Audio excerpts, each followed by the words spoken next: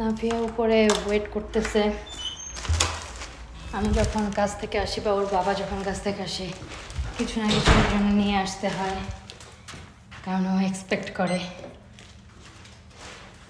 তো বাসায় আসার পরে বসে বসে ভাবছিলাম কি করা যায়, আর অনেক গরমও পড়েছে লন্ডনে এই সপ্তাহে। এইটা আসলে উইন্টার আসার আগের লাস্ট গরম যাচ্ছে।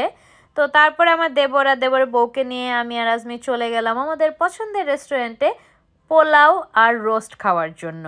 ওদের রোস্ট এত এত এত মজা, পুরা মনে হবে বিয়ে বাড়ির রোস্ট আর পোলাও খাওয়া হচ্ছে। আর আমি যেহেতু এত মজা করে রোস্ট রান্না করতে পারি না, এর জন্য আমি এখানে চলে যাই যখনই আমার রোস্ট আর পোলাও খেতে ইচ্ছা করে। তারপর খাওয়া দাওয়া করে বাসায় আসার পরে আমার দেবরের বউ যখন জাপান গিয়েছিল ঘুরতে, তখন আমার জন্য অনেক কিছু নিয়ে আসছিল। তো তার মধ্যে এই সিজনিংটা ছিল, তো ভাবলাম আমি একটু আপেলের সাথে মেখে খাই।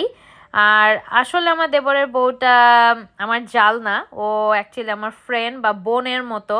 আমরা দুইজন খুবই সুন্দর সময় পাস করি যখন আমরা ফ্রি থাকি। তো তারপরে ভাবলাম পরের দিনের জন্য রান্না করে রাখতে হবে, কারণ পরের দিন আমার আবার কাজ আছে। তো আম্মুর পাঠানো হার্ড চিকেন আমি একটু পানি দিয়ে কষিয়ে নিচ্ছি, পুরো রান্না করেই পাঠিয়েছে। তো আমার মনে হলো যে ঠিক আছে আমি একটু ঝোল রেখে তারপর খাবো। এটা একদম শক্ত মুরগি বাংলাদেশের, এটা আমার অনেক পছন্দ। আমি যখন বাংলাদেশে গিয়েছিলাম আমি এই চিকেন দিয়ে অনেক অনেক অনেক ভাত খেয়েছি। আম্মু অনেক মজা করে রান্না করে। আর এই দেশের চিকেন আমার খেতে একদমই ভালো লাগে না, তো এটা আমি কালকের জন্য রান্না করে রাখলাম। আজকে এই পর্যন্তই, দেখা হবে নেক্সট ভিডিওতে। সে পর্যন্ত আল্লাহ হাফেজ, আসসালামু আলাইকুম।